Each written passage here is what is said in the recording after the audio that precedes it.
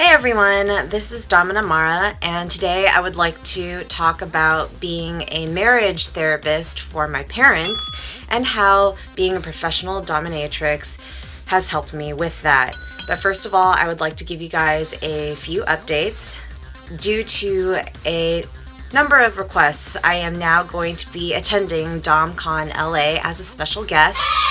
That is going to be from May 9th to May 13th, so Wednesday through Sunday. I'm not sure if I will be attending on that Wednesday, but I will be attending industry classes from that Thursday, possibly through Sunday. I will have a couple of sessions on that Thursday evening, but if you would like to meet me or schedule a session with me, you may apply so through my website, dominamara.org. and a deposit will be required. All of that information can be found online. I am no longer going to be doing BDS Femme, which was scheduled to be on Cinco de Mayo, May 5th. It is going to be pushed back into June, and unfortunately, I will be traveling during that time. Other updates will be a possible trip to Chicago in the middle of May on the weekend of the 16th. So if there are any of you in Chicago who would like to meet with me or schedule a session with me, do let me know. My schedule dates will be posted on my travel page on my website, also at dominamara.org. So let us get into being a marriage therapist for my parents. This weekend was the San Fernando Valley Foot Night, and unfortunately I had to miss my first one because I had a family emergency. My parents have been married for 31 years now, and it's been a long time. Over the years, they've had their differences, but they've always managed to work it out.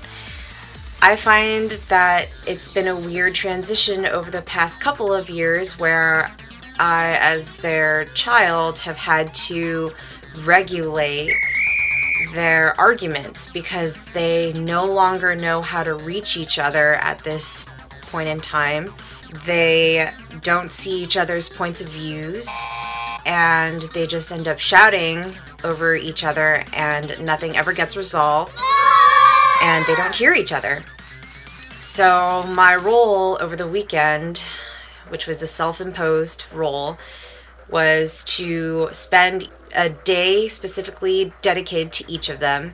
And then we all three of us got into the same room and decided to talk. This started out as a simple argument over going to the grocery store to get water. My mother expected my father to go in with her. But since she needed to use the restroom, my father kind of just waited for her and didn't know what was happening, and there was no communication on whether or not one of them should go with each other or whatnot. And that is the root cause of their, I guess, downfall in their marriage, is that they don't communicate enough, and they don't communicate enough in a way that matches each other.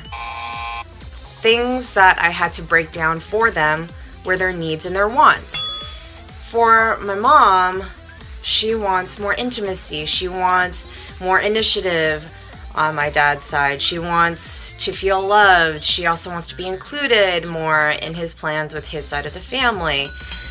With my father, he wants my mom to stop putting assumptions and expectations on her because it isn't fair. If she decides that something is supposed to be done a certain way just because she thinks it makes sense to her, it doesn't work because he is a totally different person and he has his own methods in production.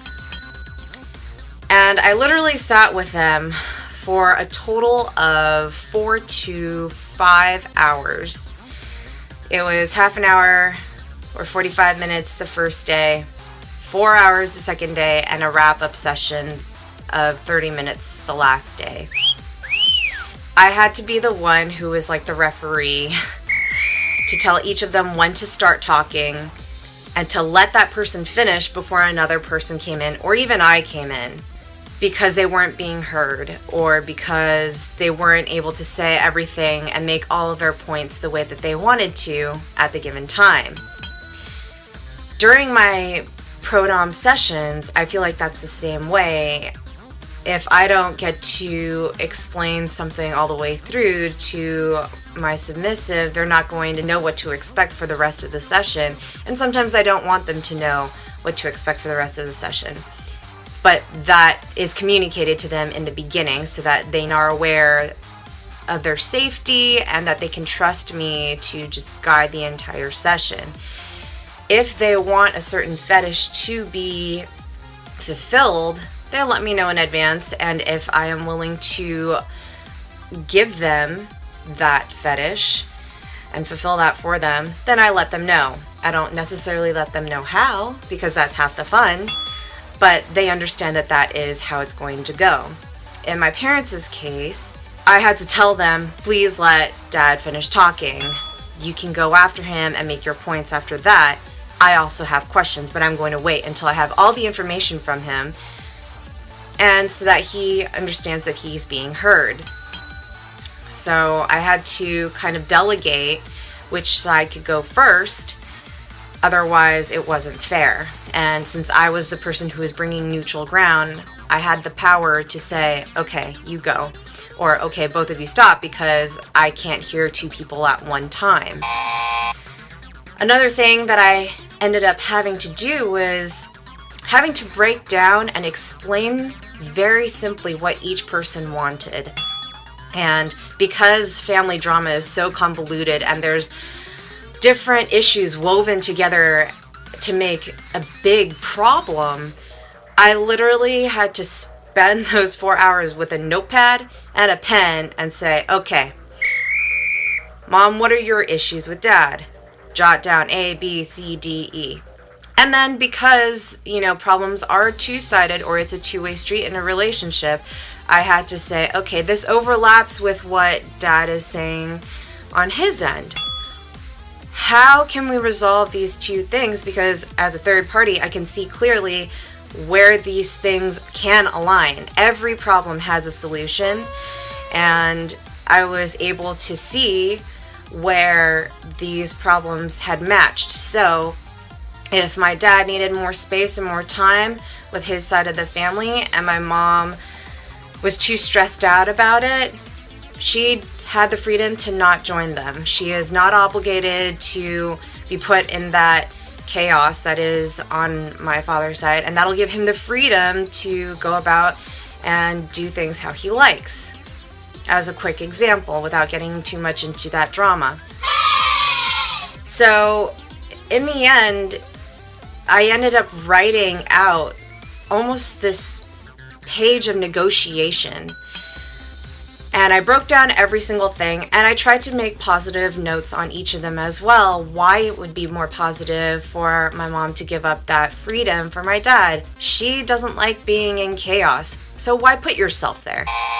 If she doesn't necessarily have to be there, don't go. Let him go, do his thing, and in return, he will be more appreciative of her giving him that space. And later on, they can bond over the fact of his experiences when he tells her the stories of what had happened. And if he needs her advice, he can ask her later, and she'd have a clearer mind on how to do that. So I made every person's work in progress in their own paragraphs, what they had to improve on and why, and how it would affect the other person. I did that for each person, and I wrapped everything up saying, you have a beautiful family. Yes, it is hard and emotionally challenging at times, but think about things long term. If you are angry and very unhealthy with this frustration all the time and not being able to communicate about it and get consent from the other person, you're not going to be safe or sane. You're going to want to be self-destructive, and you're going to be destructive towards the family, and it's going to tear us apart. And at the end of the day, they ended up going from yelling and calling each other names to actually having conversation with me there, but, talking with each other and saying, well, if this doesn't work for you, what can work for both of us. And that is how a relationship is supposed to be. It is a negotiation. It is trying to work and meet in the middle. Even if you don't like the different options that are originally presented, there are always options that will satisfy both sides. And that is called a compromise, ladies and gentlemen. And I feel like during play, that is also something that's really important. Even not in a professional stance, even in a lifestyle stance. If somebody is not comfortable with using a wooden paddle on their butt because it's too hard, either go softer to warm them up and then go heavier with a leather paddle, or switch to something else that both of you are comfortable in and that will turn both of you on. I love play. I love the relationship that I have with all of my submissives because I have cultivated this type of trust and this type of ease where they can tell me what they want, and then if that doesn't work for either of us, we move on to something else, and that is no problem. I don't make it a big deal on my end. It's like, well, I'm the mistress. I have the final say. Yes, I do have the final say, but I also make sure that it's reasonable. That if I am not able to, fulfill the fetish that they want, is there something else that I can provide for them, or a combination of things that I can provide for them that will give them the same turn on? Or will they just have to see me as a dom date and be more vanilla about it? Or will they just have to see somebody else who is highly skilled, who can fulfill their fetish? So again, there's a ton of options. I think being a professional dominant has made me very creative in how I solve problems, whether that is in play or in day-to-day life or in relationships with friends and relationships with family. It got so bad to the point where my parents drove down and they had one car, and one of the mornings my mom took off in the car. I was like, what the hell? And she was like, the ball is in your dad's court. I'm waiting on him. And I was like, okay, but if you're seeing this in a game, two teams are supposed to enter the field or the court, and that's how you play the game. This isn't necessarily a game, but let's say that for the sake of the analogy, that's what it is. If you're tossing the ball in another person's court, or if you're starting the game even, and one of the teams walks off, it's an automatic forfeit. And she didn't see this, and so I went to my dad and I was just like, hey, I don't want you to freak out, but Mom took the car and she kind of took off. And he was like, you know what, that's fine. I'll take an Uber and I'll pay for a flight and go home. And I was like, okay, there's miscommunication here as well. And I was like, you know what, I would love to spend some time with you today. So why don't we rent a car, go outdoors? You're inside a lot. He has an office job, so why don't we go outdoors, have a nice hike, go towards the beach, like maybe Malibu area, and to a place where he doesn't get to see a lot, go from there. And we ended up doing that. My dad and I haven't bonded a lot. I had a lot of father issues when I was growing up, and we really hated each other when I was in high school because I had this rebellious attitude towards him, and he treated me just as rebellious because things were not matching up. We didn't understand each other. But over the weekend, we spent a 3-hour trip up a mountain hiking, and this was the most intense workout I've done for a long time in nature. And we bonded over the fact that our bodies were sore. We bonded over the view. We talked about issues that he had in the relationship with my mom, and all this stuff came out, and it was really wonderful because after that we had dinner. We were starving. We had Italian. I don't usually eat carbs, but we both had ravioli and pasta with bread, and it was fantastic. And my mom got a chance to cool down. She contacted me and she was like, hey, is your dad willing to talk now? And I was like, I don't know, are you? Because you're the one who took off. And I was like, he was ready to fly home, but I was able to bond with him today because I desired for him to stay. And I let him know that. I communicated that with him.